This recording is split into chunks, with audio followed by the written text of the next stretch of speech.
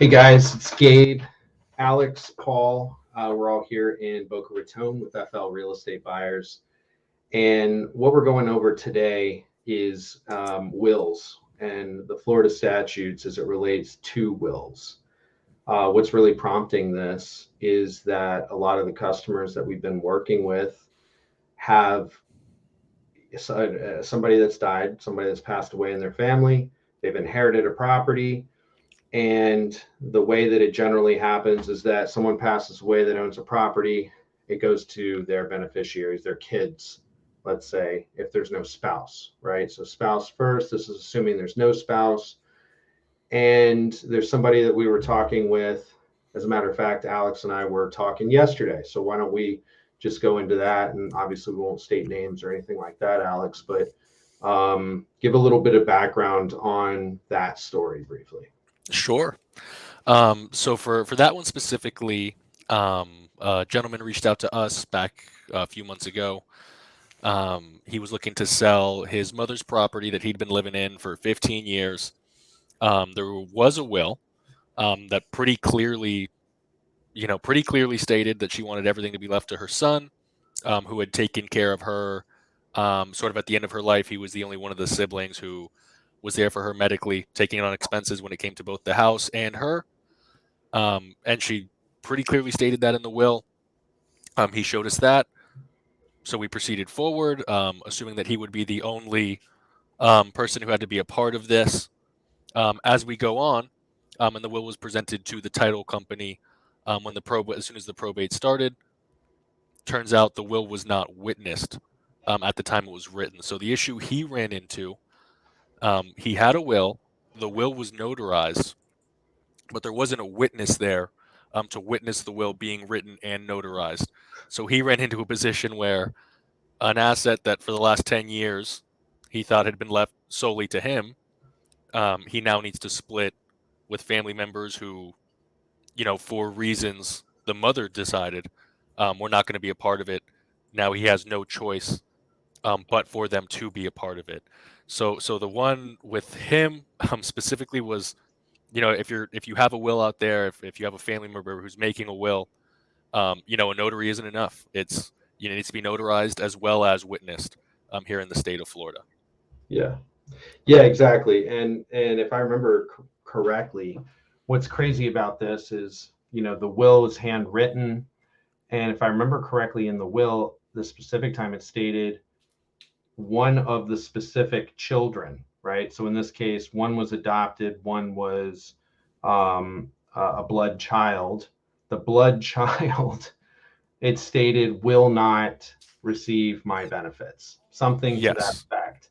So now we're in a situation that we have um, now we're in a situation where we have a um, contentious situation between two Correct. people. And that's the one thing I hadn't even seen. The will not only stated that it was going to be left to him, but why it was not going to be left to the other sibling, which was difficult for her to read and go through. So now it's a position where it's not even as simple as, you thought you had 50% of the property. Now it's this other sibling has been put in a position where, how could she not be angry or spiteful towards the situation with the way it was done? So, just as you were going, just created a way bigger mess than, simply 50% of the property being owned by somebody else. Right. So that totally complicates the situation. Now we have a more contentious issue at hand. And what we're trying to do is prevent that from happening for people. So here's the thing about it, it's kind of like if you have some sort of illness or some sort of problem, you go to the doctor and you get an opinion on whatever the situation is, and then you find out, hey, you know what? I want to get a second opinion. And you get a second opinion, and then you find out that that's totally different than the first opinion. We find that a lot, not a lot, but it can happen with perceptions of the law as well, and with attorneys. So, as we always state in all of our videos, we're not attorneys. We have nothing to do with giving legal advice, but what we can suggest is speak with an attorney, make sure that you get this information correct before somebody passes away, so they don't have to go through these same things. So right now we're discussing wills, what the requirements are for the wills, to ensure that a will is not um, not acknowledged for one reason or the other. And another one, Gabe, that comes to mind was from, I think about 6 months ago, if you remember. There were two sisters from New York that reached out to us, and they had a will that was both notarized and witnessed. The issue there was actually verbiage in a specific paragraph. So for that reason, the judge needed to find the witness to that will. The will was written 20 years ago. The witness was no longer alive. So now they were put in a position where they'd done it right as far as a notary and a witness, but the verbiage was wrong. So then the witness wasn't around, and that was another scenario where now two sisters lost something that was left to them. So like you said, equally as important as having a will is speaking with an attorney, making sure everything's done to the letter of the law, because these things are picked apart. So you really need to make sure your I's are dotted, your T's are crossed, and everything's done properly. Yeah. And if do you mind if I piggyback off that? Yeah, go. Yeah, I was just gonna say, in the same kind of aspect where obviously, protect yourselves and make sure that the will that you'd like or need to give to your family is done the proper way. I've seen it. I'm actually right now speaking with someone who's on the other end of it. So, their husband passed, and allegedly, he had left a will at the very last second to his sister, right?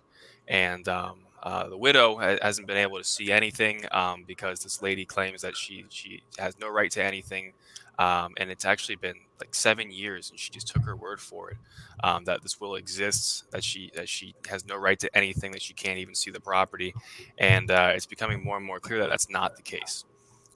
So the same aspect of make sure that the wills that you need for your family are done the right way. If you're in a situation where someone has passed and it is kind of getting difficult and messy because there's a will involved, from the other angle of it, make sure that will is done properly and make sure that will is done the right way. Absolutely. And just because there's a will, if it's done incorrectly, it's not even like you can just sort of like show it to the judge in a probate and say, "Hey, judge, look, this is what her intention was.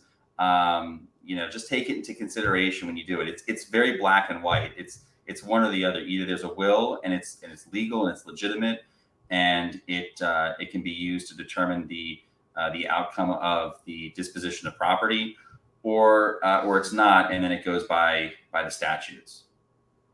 Right. So the whole point with this is, I'm going to pull up, I have actually up here, I'm going to share in just a minute, the Florida statutes with what they say. So the thing that I'll say prior to this is get the opinion of an attorney, have an estate attorney write up the will as it should be written to ensure that everything is done correctly. But what we see being involved in this on a day-to-day basis, people are resting on their laurels, thinking that their family member has a will, so it's all set, it's all done, everything's fine, and then they find out when it's too late, actually it's not.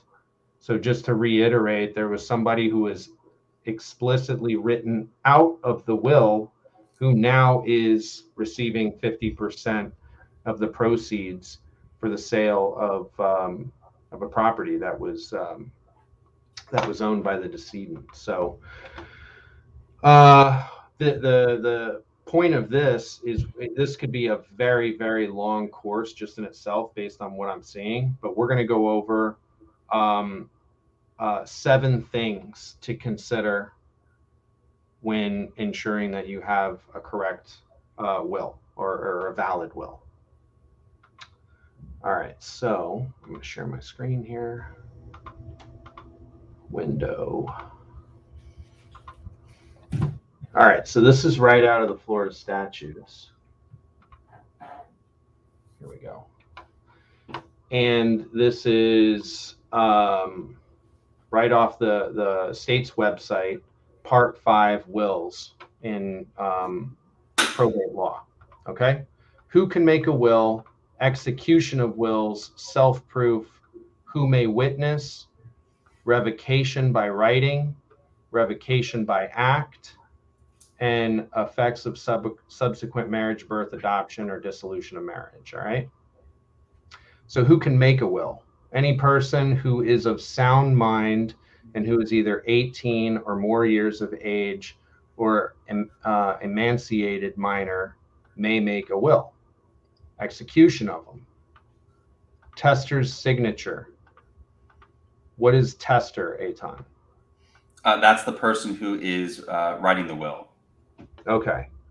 So they must sign the will. And it's testator. Testator. All right, great. Thanks. The testator's name must be subscribed at the end of the will by some other person in the testator's presence and by the testator's direction.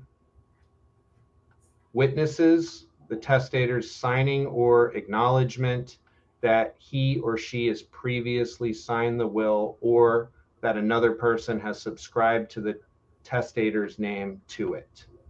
And here's that witnesses part. This is probably the red flag that seems to get everyone. Probably, it seems more times than not, the will is thrown out and it's not acknowledged as a valid will. So as it relates to, yeah. And the next piece about self-proof of will, that applies to the one from yesterday. So it's this and the next paragraph that you're going to go over. Okay.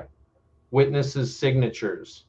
The attestating witnesses must sign the will in the presence of the testator and in the presence of each other. Any will other than a holographic or nuncupative will executed by a non-resident of Florida, either before or after this law takes effect, is valid as a will in this state of valid under the laws of the state or country where the will was executed. A will in the testator's handwriting that has been executed in accordance with subsection 1 shall not be considered a holographic will. Any will executed as a military testament instrument by a person who is eligible for military legal assistance is valid as a will in the state. And the other portion here, the self-proof will, a will or codicil. Codicil.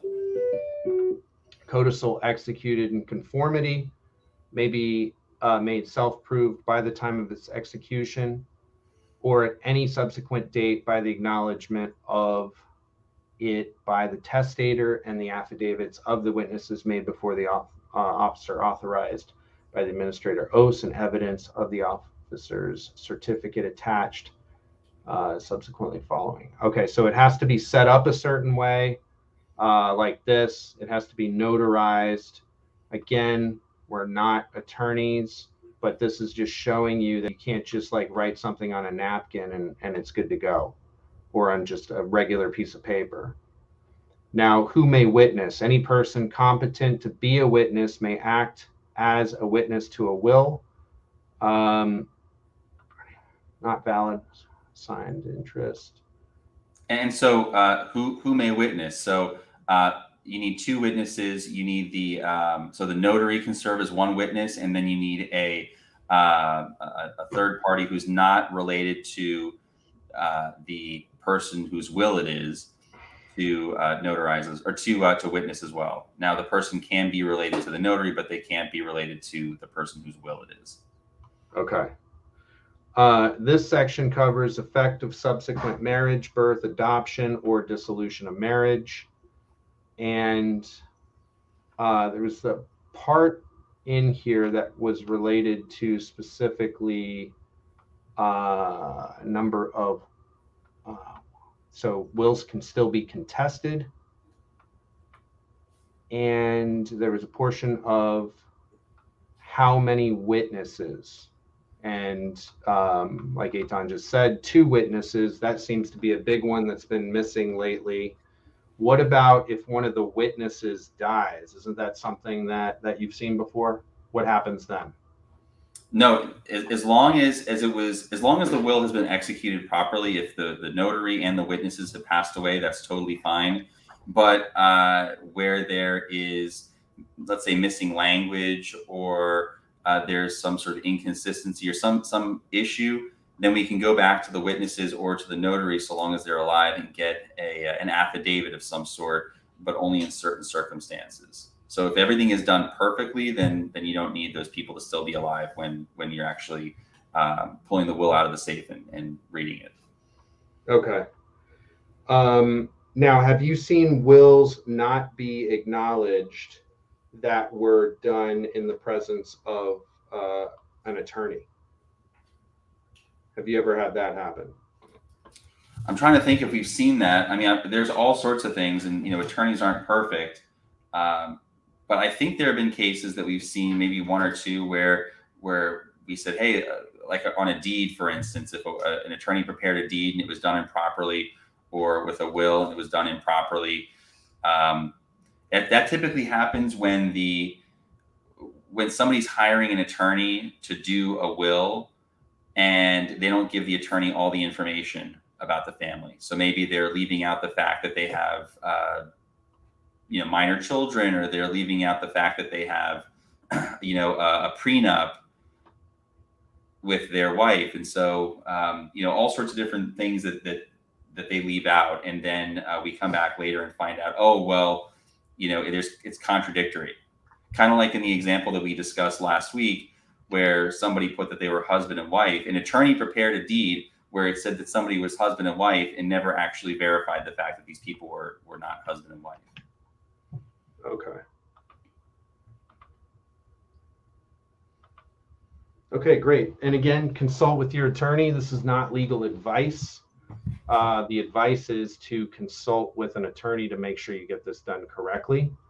As it relates to wills, does anybody else have any other recommendations on what people should do? But if you were, Eitan, let me ask you, if you were talking to your mother, let's say she were in town, and she actually is. Okay. And you were going to advise her on how to have a will set up correctly, what advice would you give her? Okay, great. So first thing is, I would advise to put all of your assets into a trust. There is a property that we're purchasing right now from a trust. It was owned by let's say grandma and grandpa, and then now we're dealing with the kids. But it's very clear how this is all going to play out, because it's owned in a trust. And anything that's owned in a trust does not need to go through probate. And probate can be expensive. Probate can be time consuming.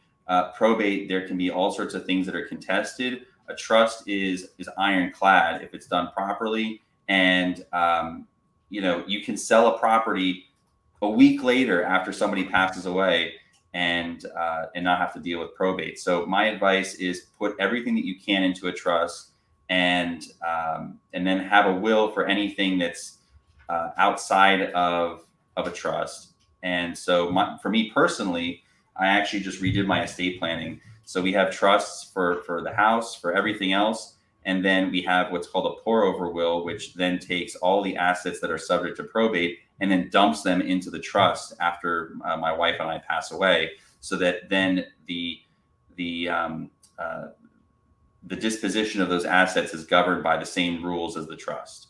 So my advice is get a trust, have an attorney put the trust together, and do it that way. And then also make sure to have a will, and make sure that that the will, and we also have seen situations where people have put together a will, but then the will disappears because the person who is disinherited, or the person who feels that they're entitled to everything, destroys the will.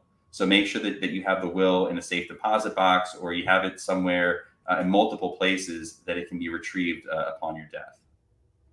Okay, so can you have multiple Xerox copies? Does that suffice? Well, what you need is that's a case where you would need to get the notary or the witnesses to do an affidavit. But yes, you need to submit the original will to the court. But if you have multiple copies, then you could, of course, go and find those people if they're still alive to just attest to the fact that that copy is of a legitimate will. Awesome. All right, great. Well, hopefully you find some value for this, whoever's watching it, and check out the other videos in this series for more information. And in the description of this video, you'll find contact information if you would like. Over the past year, we've worked with 47 different families that have been in situations where property is going through probate, and we have worked with numerous attorneys and have a top 1% that we recommend to get things done in the most efficient and timely manner. Feel free to reach out to us for information on that. Thank you very much.